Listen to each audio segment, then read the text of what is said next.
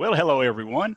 This is Mitchell Moat. I'm an extension agent with the University of Tennessee and the Tennessee State University Extension Program here in Rutherford County. And it's my pleasure to come to you this morning and cover this topic of correct and accurate pesticide use. Now, before we get into that, though, I'd like to give you a little bit about my bona fides for being able to talk about this topic this morning. I guess if you got right down to it, I'm one of those wood spoon, lead paint, no car seat, no seat belt, no bicycle helmet, bed of pickup riding, garden hose drinking survivors. And I guess I put this here just to let folks know that I have been around for a little while and have had some level of life experience. So I'm not approaching this strictly from a newcomer standpoint. And also, I did portray a commercial pesticide applicator in a safety training presentation for Category 3 pesticide applicators back a few years ago. And I played the character of Big Daddies in Big Daddy Spray Services. But no, seriously though, in real life, I am a certified Category 10 commercial pesticide applicator and have been since 1984. Became certified as a Category 3. That's horticulture, lawn, and turf commercial pesticide applicator in 2001.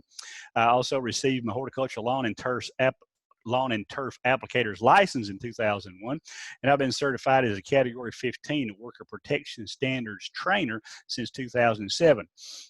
And there was a period about 3 years there that I did operate a lawn care service. So that kind of gives you an idea of where I'm coming from in this. So let's get down into this topic this morning. First, what is accurate and correct pesticide use? You know, the application of a pesticide is directed by the product's label to successfully manage a pest problem in such a way as to minimize risk to the applicator, to minimize risk of damage to desirable plants or desirable animal critters, if you would, and also to minimize the risk of damage outside the target area. In short, correct and accurate pesticide use is using that product safely and as it's directed on the product's label. You know, our attitudes about safe and correct pesticide use have probably changed over the years, at least I think so. This slide illustrates it. This is probably not a good example of what today we would consider to be at least safe pesticide use. It may have been accurate at that time based on the information associated with the application of certain pesticides, but today the idea of children playing in a fog of insecticide being sprayed at a beach to control mosquitoes would not be viewed as safe. And I agree with that. Or these gentlemen applying a dust over a field crop and inhaling that dust material as they walk through where they're applying it. That's probably not viewed as safe either.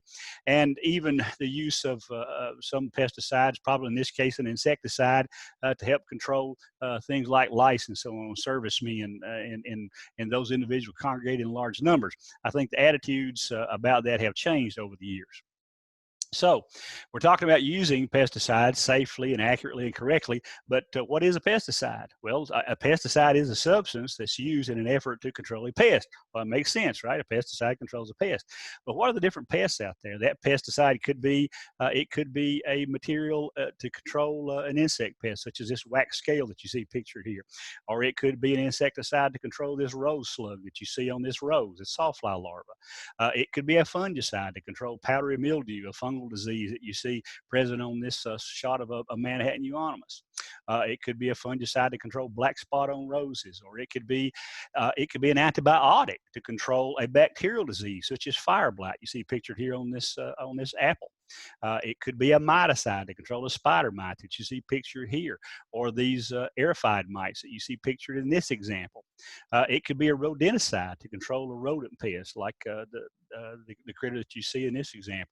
It could be an herbicide to control weeds like this hairy bittercress or like this henbit that you see pictured in these slides. So a pesticide is a substance that's used in an effort to control a pest. Now, pesticides can be classified by their origin. They can be synthetic pesticides. They're created in a laboratory initially, and they're manufactured. They can be a natural pesticide. Now, these are manufactured also, but if it's a natural pesticide, it's one that maybe is derived from something living in the first place. It could be a plant derivative. It could be biological in nature. It could be a bacteria itself or a fungi or a parasite of some sort, but it does come from nature. It's not necessarily created in the first place. It could also be extraterrestrial. Those extraterrestrial pesticides are compounded by using materials that are obtained from meteorites and or materials that are left behind by alien visitors. No, I'm just pulling your leg on that. I don't guess there's any such thing as extraterrestrial pesticides. But pesticides do work in different ways, and they can be classified by how they work. You know, some pesticides, for example, if there's an insecticide, can be a stomach poison. Others can be contact poisons. They can be a systemic pesticide that has to be absorbed either through foliage or absorbed through skin and translocated. That meaning it has to move inside the pest to get down to the point where it's going to do whatever it does to control the growth. It can be a selective pesticide, meaning that it will control some things and not control others. It can be a back up here just a minute. It can be a non-selective pesticide that does not select between, for example, an herbicide does not select between grasses, or it doesn't select between broadleaves. It'll control both monocots as well as dicots. It can be broad spectrum, meaning that a fungicide is broad spectrum if it will control a wide variety of different fungal pathogens, or it can be a broad spectrum herbicide that will control lots of different weeds. It can be a protectant. It doesn't necessarily control a disease, but it helps protect a plant from becoming infected with that disease, or it protects it from that particular insect pest. There are IGRs, insect growth regulators, and PGRs, plant growth regulators, and so on. Just a lot of different ways that pesticides can work. They can also be classified by their timing of application. The pesticides that are applied prior to the emergence, say, for example, of a weed is called a pre-emergent herbicide. Post-emergent pesticides are those applied after the pest appears. It could be a dormant a pesticide, one that's applied during the dormant period, when, for example, the trees aren't actively growing. Dormant oils can be applied. It can be applied at bud break. That's a specific time within the physiological development of that plant as it goes through the growing season. It could be time to be applied as a seed treatment prior to the seed going into the ground. Maybe a fungicide or an insecticide is placed on that seed to help protect it from soil-borne both fungi and insects that could damage that seed before it ever has a chance to germinate. It could be a larvicide that's aimed at, for example, mosquitoes, controlling those in the larva stage before they become adults, and so on. So pesticides can be classified by their timing of application. They can be classified by how they're applied. A broadcast application where an entire area is treated, or it can be a banded application where only a small area, say beside a row of a crop, for example, is treated with a pesticide. It could be a directed application. For example, it could be a basal application where just the base of the plant is treated, or it could be a trunk application where the entire trunk is treated, but not the canopy of a tree. It could be a drench application where the soil around a plant is drenched, literally drenched with the pesticide mixture, water pesticide mixture. It could be a foliar application where only leaves are treated. It could be a spot application where only individual spots within a section or within an area are treated, not the entire area itself. And so we talk about pesticides, and a question that comes up very often that most people wonder, I guess, and I think it makes sense to wonder about that. And that question is, are pesticides toxic? Well, maybe before we answer that question, we need to understand what toxic means. So I went to Merriam-Webster and came up with, or used one of the definitions of toxic that is found in that dictionary. And I like this definition, I guess. It says that toxic, a definition of toxic, is containing or being a poisonous material, especially when it's capable of causing death or serious debilitation. That's what that particular dictionary definition of toxic means. So you have this example. We have two different Japanese beetles. The Japanese beetle on the left slide, or in the left side of this slide, was killed by a synthetic pyrethroid insecticide.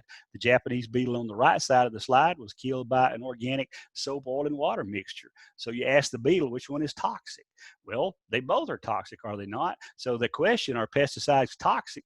You know, think about this. Pesticides are tools. They're designed to damage, to harm, or to kill things. If they aren't toxic to the pest they're targeted to control, then what value do they have as a pesticide? So yes, pesticides have to be toxic to the pest they're intended to control. All pesticides, again, have some degree of toxicity, but they differ in that degree of toxicity. And toxicity is often expressed or is measured in a term known as LD50. And LD50, it stands for lethal dose. That's what the LD stands for. The 50 is a lethal dose to kill 50% of the test animals within 14 days after exposure to concentrated technical form of the material.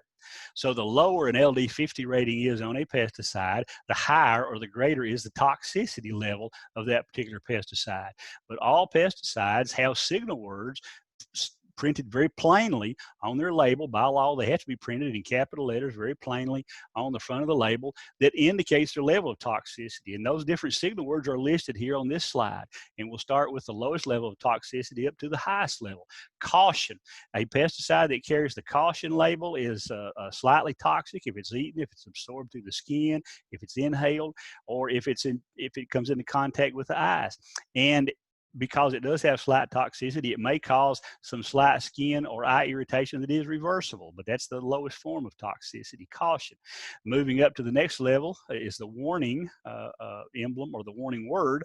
And a pesticide that carries the warning signal word is one that's moderately toxic if it's eaten, if it's absorbed through the skin, if it's inhaled, and it can cause reversible, moderate skin or moderate eye irritation.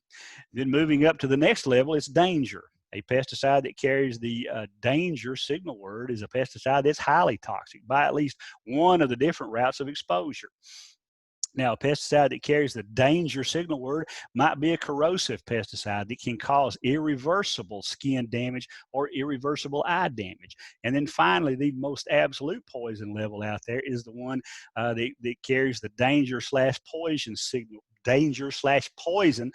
words. And it would also have a skull and crossbones.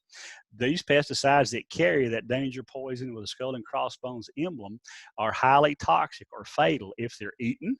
If they're ingested either through the mouth, whether you eat it, whether it's someone drinks it, if it's absorbed, or if it's inhaled through the lungs. But those are the ways that they can enter. But those signal words will indicate to you the level of toxicity, with caution being the lowest and danger poison being the highest. This slide illustrates just the differences between the toxicity of some things that are pesticides, but as well as other things that are just common household, everyday things. And it starts down here with vitamin B2 on the lower left side of the scale, and it goes all the way up there to vitamin D3 at the top. And as you move from left to right across the graph here, across the scale, then the toxicity goes up. And it's kind of hard to see, I guess, on this left-hand side, but it starts with 0, and then the next line across there is 50,000, 100,000, 150,000, 200,000, 250,000, etc. Vitamin B2 of the materials listed here is the least toxic, followed by this product that my pointer's on is Daconil. It's a chlorothalonil fungicide. Then there comes Roundup. Roundup carries that caution label. It's on the lowest toxicity rating.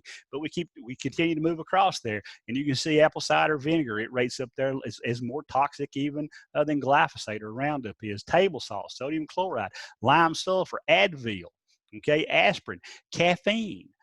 Caffeine, 47 times more toxic than that chlorothalonil-based fungicide. Rotenone dust, rotenone, and also lime sulfur is on here. They are organic pesticides, but both of those are more toxic than the synthetic pesticides, chlorothalonil and glyphosate. Caffeine is way up there on the list. Vitamin D is way up on the list as far as potential toxicity is concerned. But interesting, Botox, it's on the, it goes completely off this chart. You know, that's something that's used for sometimes cosmetic reasons, and it may also have some medicinal purposes, but it's roughly 5 billion times more toxic than the things then on the lower end of the scale. But so there's lots of the variation in toxicity. Things don't have to be a pesticide to be toxic. And that was the whole point of pointing that out right here. Now, this chart right here came from a publication, a UT Extension publication that compares the safety of herbicides to other commonly used chemicals. And you look down the list on the left-hand side, we've got the chemicals, if you will, and then also some of these are pesticides, some are household products, and then the oral LD50 on the far side over here. Notice that the 2,4-D, it's the 370 LD50. It falls in that warning category. Glyphosate in the caution, in the very lowest one. But the ones that the most toxic materials on here, the ones that have the highest LD50, bleach, sodium hypochlorite, caffeine, nicotine, and salicylic acid, or the one of the I guess the source of aspirin, if you will. So when you think about toxicity, okay, there's always a hazard if something is toxic when you're exposed to it. But the risk of that, and all hazard means is that something can happen, okay, something could happen. There's potential for that. Risk is it likely to happen? So risk is a factor of toxicity, or the hazard of a material, times the exposure. So toxicity, how poisonous is a pesticide? Exposure, how long are you exposed to it, and also how much are you exposed to? Did you get a drop on you? Did you get a half gallon on you? Was it on your skin for 10 minutes? Was it on your skin for 30 seconds? Was it on your skin for 2 hours? But all those things relate back to the potential risk of any pesticide kind of material. And I think that sometimes people have a perceived risk that may or may not be entirely accurate. This headline from February 2019, the headline, "Weed Killer was found in wine and beer." It lists, or it says that glyphosate, a probable carcinogen according to the IARC, part of the WHO, World Health Organization, was recently reported in beer in anywhere from 0 to 49.7 parts per billion, and wine from 4.8 to 51.4 parts per billion. All the while, both of those contain, respectively, 42 million and 130 million parts per billion of alcohol. And alcohol is a known carcinogen, but folks aren't concerned necessarily about the carcinogenic risk of alcohol as compared to the extremely low quantities of glyphosate that's here. So I guess it has to do with perceived risk. And yes, the National Cancer Institute does recognize and state that consumption of alcoholic beverages are the consumption of a known human carcinogen. So again, we have perceived levels of risk, I think. And sometimes it's because some of the things that maybe are more risky than some of the pesticides are things that are familiar to us. We come across them every day. People smoke every day. People drink coffee every day. And that's not as foreign to some folks maybe as pesticides are. But anyway, I digress. And talking about toxicology, or talking about poisons, I guess, there was a fellow named Paracelsus. He's known as the founder of toxicology. He lived from 1493 to 1541. And he said that what is it that is not a poison? All things are poison and nothing is without poison. It's only the dose that differentiates, or the thing that makes a thing not a poison. So the dose is what differentiates a poison from a remedy. So something might have some toxicity to it, but how much of that are you going to be exposed to? How much of that do you potentially come into contact with? That makes a big that's a big factor in determining the toxicity or the risk of using something. So toxicity, when it comes to pesticides are potentially dangerous to people if exposure to the pesticide is high. A relatively non-toxic pesticide can be dangerous if the exposure is high. The potential side effects from pesticides can be categorized as acute.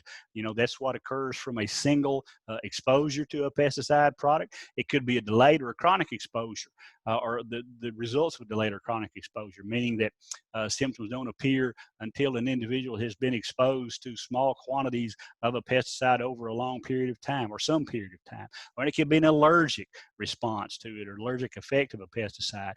Typically, an individual has to be exposed to a pesticide first, and then subsequent exposures may trigger an allergic reaction of some kind.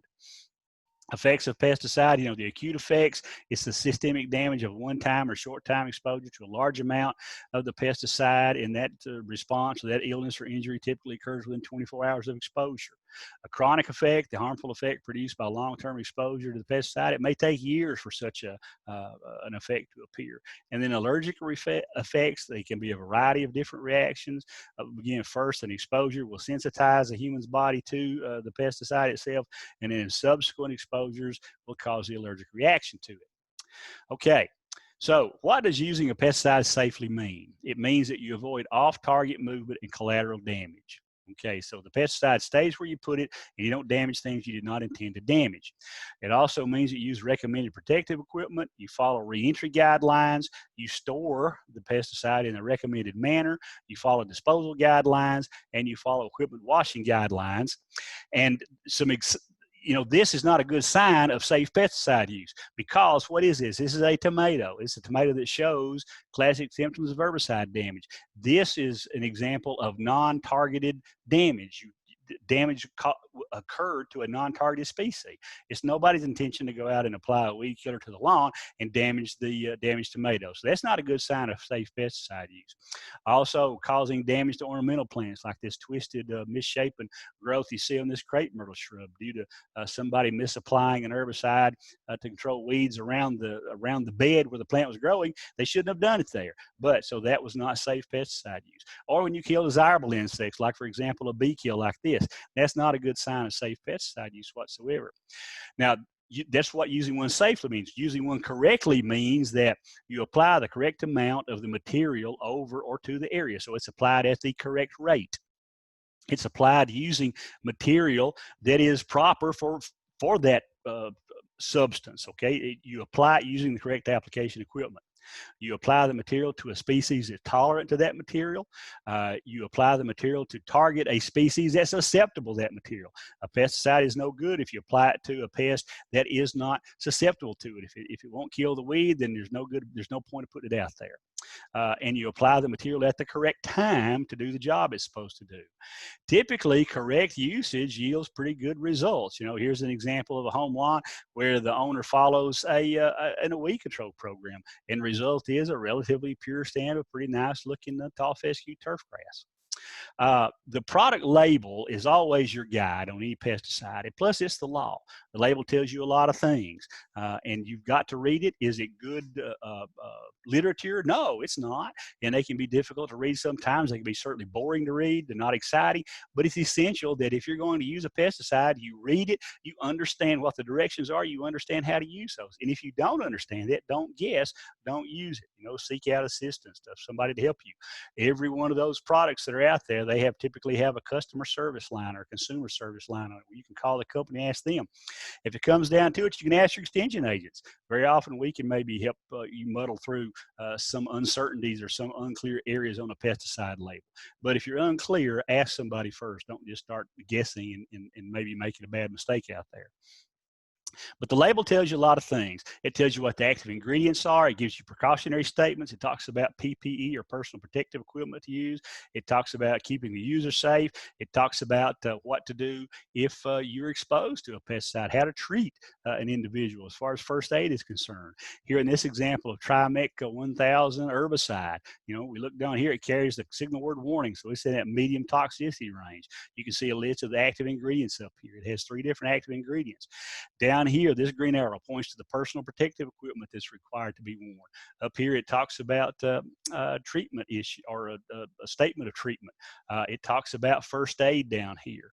It also talks about potential environmental hazards. Don't apply it to bodies of water because it's probably going to be toxic to fish and other aquatic invertebrates and so on. How pesticides enter the body, okay, that comes into play. That's what determines your personal protective equipment. You can inhale those pesticides either through vapors or dust or spray particles.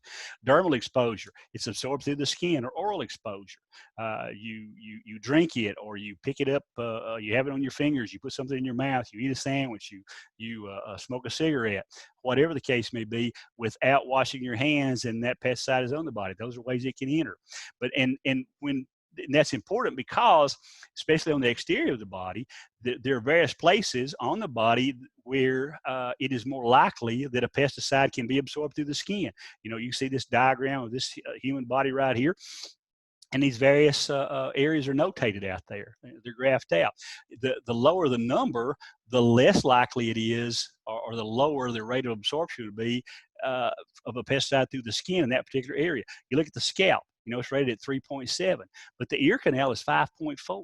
So it's more likely, or it's the potential for absorbing pesticide through your ear canal. If you have pesticide on your finger, you reach in and scratch your ear, versus reaching up and scratching your head. It's greater through the ear canal than it is through the scalp.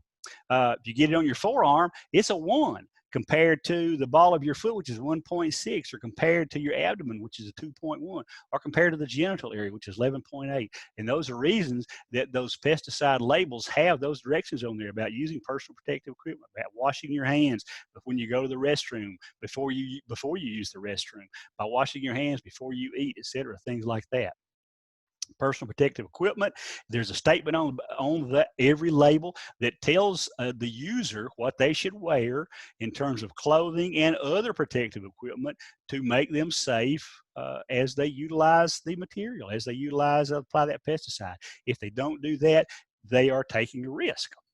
And these are examples of eye protection, of ear protection, respiratory protection, different gloves, different clothes. But all manner of those things are out there, and the label will specify what you should wear. Most home owner packaged pesticides don't require a lot of extensive personal protective equipment. Very many of them are just going to require you to wear long sleeves, full shoes, not flip-flops, not sandals, things like that. You may need to wear some rubber gloves, possibly a dust mask, or maybe some goggles to keep things from splashing. But typically, you don't have to go out and purchase a lot of expensive equipment to keep yourself safe when using those pesticides. But gloves, if you're going to use gloves, don't use fabric gloves, don't use leather gloves that can absorb material. You need gloves that are waterproof and chemical resistance, because probably the majority of the contact that your skin has with the pesticide is through your hands and arms. So it's important to have those gloves on there that will resist absorption of that pesticide material through those gloves onto your hands or your skin. This is not a good example of good PPE. Okay, flip-flops in a bikini while using a sprayer is not a good example at all. And the only reason I put this in here is because I have seen this. I have seen individuals applying, wearing a backpack sprayer with a bikini and flip-flops, going around spraying mulch beds around the business to keep weed growth down. Not a good idea at all. But continuing about the label, it also has the directions for use, where it can be used, the species that are tolerant that can be applied to. What are the rates? What are the pests that are targeted? How long should an individual stay out of the area after it's been treated? How often can it be applied? At what stage of development should it be applied to? Use precautions, how it should be stored and disposed of, etc. Here you see non-agricultural use requirements. They're highlighted right here. It has both agricultural and non-agricultural use.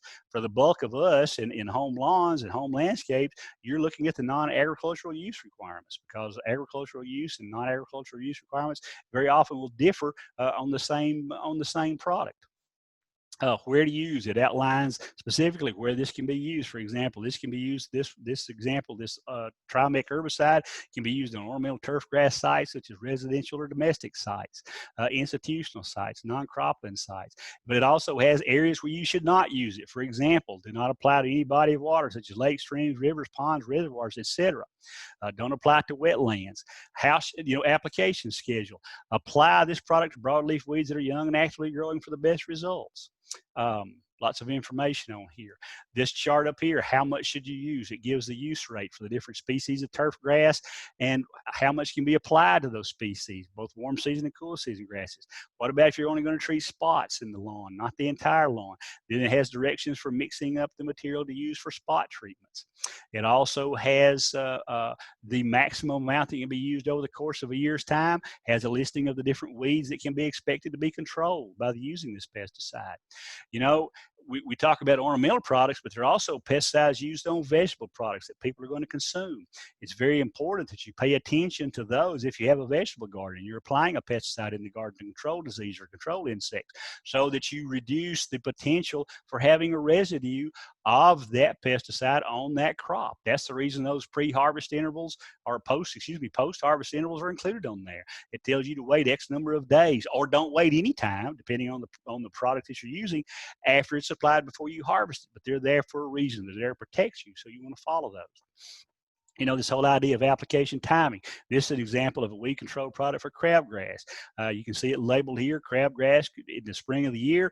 Timing from the time of crabgrass emergence until the crabgrass is 3 to 4 inches in height. You know, you look at this picture of crabgrass on the right hand, or excuse me, left hand side. That's a very susceptible stage this crabgrass is in. That product will control it pretty good. But we look to the right hand side, you've got very mature crabgrass. It's old, it's mature, it's already making a seed head. You apply that product to it, chances are it's not going to work. You'll be disappointed. You'll blame the product, but it's not the product's fault. It's your fault because you did not apply it at the correct time. You waited till the crabgrass got too big. So understanding those labels is important. It also has directions about disposing of any leftover pesticides that you may have, or disposing of the empty container when you do use it all up. When you're applying pesticides, use common sense. If you're going to spray over your head, at least keep your mouth shut, because anything that comes up can come down. If you got your mouth open, it might come back down in your mouth, and that would not be good. That's when you really need to think about wearing goggles and wearing good protective equipment so that this stuff's not going to blow back down on you. But better yet, don't spray over your head. Don't spray up into the air. You know, you may be spraying large plants, for example. You may be spraying some trees. You may be spraying a fence row or whatever. Make sure you know what's on the other side of that fence row, because sometimes those materials they can be picked up by the wind and they can be blown off site. If the other side of that fence row, that tree line, is a nice ornamental pond with some pretty little koi fish in there, and then your herbicide product lands in that and kills those koi fish, you know, you've got a problem, and it's your fault. So pay attention and know the area that you're applying the pesticide to. You can do things to minimize off-target movement. You know, the wind's not your friend. If the wind's blowing hard, you can't spray because you don't know where the spray is going to wind up. Big spray droplets, you know, big fat spray droplets, I said right here, are kind of like big fat brothers-in-law. They don't move very much. So the larger the droplet, the less likely it is to be blown off course. And maintain your equipment. Here's a picture of a hose that's all cracked. That hose is ready to pop. You know, if you've got a sprayer filled up with an insecticide or an herbicide product and you head out to start applying and that thing breaks, what are you going to do? You've got a mess. Okay, so you need to maintain equipment to keep things like that from happening. Also pay attention to the thermometer. Many herbicide products will have cautions on there about applying them if temperatures are above a certain level or if they're below a certain level. They can even have that same caution for some insecticide products. So pay attention to those things. Remember that the larger the drop, the less likely it is to be blown off course. And you can control drop size by the spray tip, the spray nozzle itself. Some will just make bigger drops in the first place, but also reducing pressure will make smaller drops. You increase pressure, it tends to create a smaller drop. So using less spray pressure can make a larger droplet, and also using a larger orifice nozzle can make a larger droplet. So large droplets don't spread, don't blow off course so bad. You know, granulars or liquids, the basics of correct and accurate pesticide application are the same. You know, to apply correctly, what do you need to know? You need to know a couple of things. You need to know the output of your sprayer or your spreader per unit of area at X conditions, you know, the speed, the setting, etc. This is calibration. And you need to know the size of the area to be treated. So you need to know the size of the area you're going to treat, and you need to know the output of your machine, of your device that you're spreading the pesticide with. You know, there's more than one way to calibrate anything, and use one that you understand. It's a good idea to calibrate the device in the units that you're working with. For example, if you're applying a lawn herbicide, it's probably going to have directions to apply it per 1,000 square foot units. So you need to calibrate your machine, your device, to units of 1,000 square feet, so you know what the output is per 1,000 square foot. Here's an example of one way to calibrate a spreader. Again, there's more than one way, but this way will work. You measure off 1,000 square foot area, weigh a quantity of the product into the spreader, and then just choose some setting on that spreader, and then spread that area over the 1,000 square foot area. Then weigh the material left in the hopper. The difference between the beginning weight and the ending weight is the application rate per 1,000 square foot for that product at that setting. If it's too much, you need to lower the setting. If it's not enough, you've got to adjust the setting up. But that is a way to get a good feel for the output and get that spreader adjusted correctly so that it will apply the correct rate per 1,000 square foot area. Another factor that comes into that is how fast you walk. So when you're applying these things and you're calibrating, you want to walk the same speed when you calibrate it as you intend to walk when you apply it. If you slow down, it changes the output rate per unit of area. If you speed up, it changes the output rate. So you've got to maintain a consistent walking speed. It doesn't matter if it's a drop spreader or broadcast spreader, those principles are the same. The drop spreaders drop the material, though, directly underneath the hopper, so they may be a little bit more accurate because they're not affected, so their spread pattern is not affected so much by wind.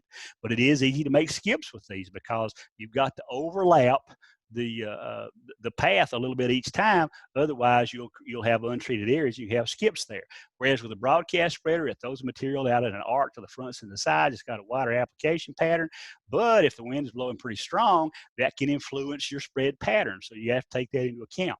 And also remember that walking speed influences the spread width, so that influences the application rate. Sprayers are used to apply a lot of different things, and they come in the handheld models, back-carried models, as well as tow-behind models. Lots of different sizes. Backpack models work well for small to medium areas. Tow-behind or ride-on are good for very large areas. A simple way to calibrate a backpack or a handgun sprayer is to measure off 1,000 square foot area. I like to use dry pavement because it's easy to see where you spray on there. Then you add clean water to your tank. Fill that tank up so it's about half full. And then you time yourself spraying that measured area, maintain a consistent walking speed, and get an average that 2 or 3 time average that it takes you to do that. So you'll have a good idea of how long it takes you to cover that 1,000 square foot. Then you catch your spray discharge from your sprayer for the time you calculated up there. And the quantity of that spray discharge that you catch in that 4th step is the output per 1,000 square foot for that sprayer at that walking speed and that level of tank pressure. So that's a pretty accurate way to calibrate that sprayer. What about a boom sprayer? Okay. You want to calibrate a boom sprayer to 1,000 square foot. Here's one way to do it. Determine the width of your boom spray pattern. So you spray it out across that drive pavement, and you see that it covers an area 80 square or 80 inches, linear inches, not square inches. So that's a little over 6.5 feet. So you want to calibrate this thing to 1,000 feet. So you divide 1,000 feet by the boom spray width, which is 6.6 feet. So that tells you that 6.6 feet sprayed over 151.5 feet equals 1,000 square feet. So you measure off 151.5 feet and spray it back and forth several times, get your average time it takes you to travel the course. So let's just say, for example, your average time was 35 seconds. Then you collect the spray output from each of those nozzles. So let's say this is a 2-nozzle sprayer. You collect the spray output for 35 seconds. So 2 nozzles put out 32 ounces each. And so the spray output for those 2 nozzles added together is 64 ounces per, or a half gallon for 1,000 square foot. So that sprayer output is a half gallon for every 1,000 square feet. So if that sprayer's got a 15-gallon tank, it can treat 30,000 square feet per tank full. That's a simple way to calibrate that. So how can you use that information? We look at this Trimec example again, and it tells us to apply anywhere from 1.2 to 1.5 fluid ounces in 1/2 to 6 gallons of water per 1,000 square feet. So then if we use what we learned in that calibration exercise, and we got a lawn that's 13,000 square foot in area, and we want to use the 1.2 ounces per 1,000 square foot rate from the Trimec label, it'll take 6.5 gallons of spray solution to treat that 13,000 square foot lawn area. Remember, sprayer output's a half gallon per 1,000 feet. So we've got 13, it's 13,000 square foot lawn. So there's 13 1,000 square foot units. That equals 6.5 gallons because it takes a half gallon, okay, to cover every 1,000 feet. So it takes 6.5 gallons to cover that 13,000 square feet. So then, if the treatment rate is 1.2 ounces per 1,000 feet, so 1.2 times 13 is 15.6 ounces of Trimec. That's how much we mix in our 6.5 gallons to treat that 13,000 square foot area. So if you have a 15-gallon spray tank, you've got it full, it'll treat 30,000 square foot.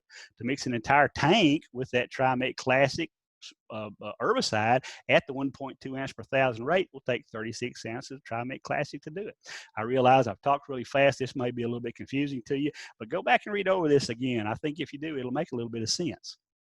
But what about the size of the treatment area? You need to know that also. Well, you can measure it different ways. You know, calibrate your footsteps so you know how many steps are in, say, 100 square feet. Use a measuring wheel, use a measuring tape, and then some formulas to go along with that. These are some common formulas to help you measure area. But another way to do it is to use one of the online area measurement tools. This is one from Sod Solutions, and if you know the address of the property and you can identify the property boundaries, the property corners, you can peg those off or plot those on there, and it will come back and tell you how many square feet are in that particular area. So that's a pretty simple and easy way and a pretty accurate way to do it also. You know, just a reminder to follow the label directions when applying any kind of a pesticide. And this is a good visual reminder. These are patches of dead Bermuda grass on July 24th, 2018. I don't know if you remember July 20 or 2018, the month of July period, but it was hot. I guess it was above 90 degrees every day that month. Well, this individual applied this product to control some crabgrass in their home lawn. And you read down through this, you can use it to kill over 250 types of weeds, including crabgrass. It produces visible results in 8 hours, da da da da da. It does say apply when daytime temperatures are between 45 degrees Fahrenheit and 90 degrees Fahrenheit. But it also says do not apply to Bermuda grass when daytime temperatures exceed 85 degrees. Well, it certainly exceeded 85 degrees, and as a result, they did have some damage to the Bermuda grass. They killed some crabgrass, but they also damaged some Bermuda grass in the process. So again, that's just another reminder to follow label directions. So in conclusion, let me close by saying, understand what it is you're supposed to do every time and how to do it every time you get ready to apply a pesticide. Think about what you're doing. If it seems a little bit stupid, it just might be, so don't do it. Pay attention to your equipment. Pay attention to your surroundings. Pay attention to the weather and all the other variables that can have an impact on that. And again, think about what you're doing. If you think you remember what the label said, but you haven't read it 2 months, go back and read the label again. And finally, prepare for the worst and hope for the best. And with that, I'll bring it to an end. As always, if you have any questions, you can direct those to us here at the Extension office. The phone number's 615-898-7710, and just leave a message, and we'll be glad to get back to you just as soon as we can. So again, this is Mitchell Moat, Extension Agent with the University of Tennessee Extension Program here in Rutherford County, saying so long.